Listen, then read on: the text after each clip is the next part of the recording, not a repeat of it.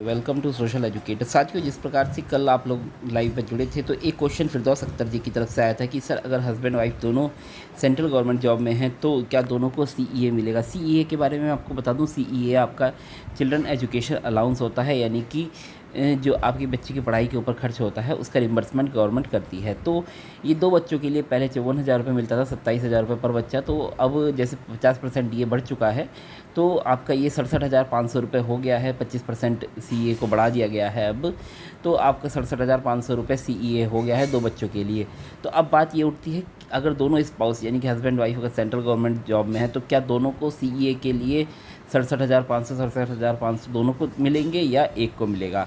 तो साथियों, इसके रिगार्डिंग कल मैंने एक एचआरए का एग्जाम्पल देकर बोला था कि जो एचआरए होता है वो हस्बैंड वाइफ में से किसी एक को ही मिलता है अगर दोनों एक ही स्टेशन पर जॉब कर रहे हैं। तो इसी प्रकार से सीए पर भी हो सकता है, बट डॉक्यूमेंटेड प्रूफ नहीं था और क्लैरिफिकेशन भी नहीं थी। तो अब हमें साथियों की ये जो department of personal and training का जो लेटर है डीओई का, ये 17 जुलाई 2018 का, तो इससे हमें क्लैरिटी मिल जाती है कि जो अगर स्पाउस है वो अगर गवर्नमेंट जॉब में है यानी कि हस्बैंड वाइफ दोनों गवर्नमेंट जॉब में हैं तो उनमें से सिर्फ एक को ही जो सीईए क्लेम करने का अधिकार होता है। तो अगर आप इसका पॉइंट नंबर जी पढ़ें तो इसमें क्लियरली बोला गया है, in case both spouse are central government servants, या सेंट्रल नहीं है, in case both spouses are government servants only one of them can avail reimbursement under children education allowance and hostel subsidy.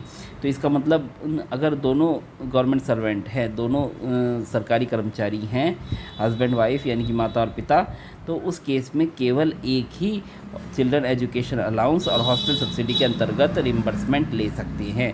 तो यानी कि जो 67,500 रुपये है वो किसी एक को ही मिल सकता है, या तो हस्बैंड को मिलेगा या वाइफ को मिलेगा, जो कि सीए के अंतर्गत होता है। हॉस्टल सब्सिडी और ज़्यादा होती है।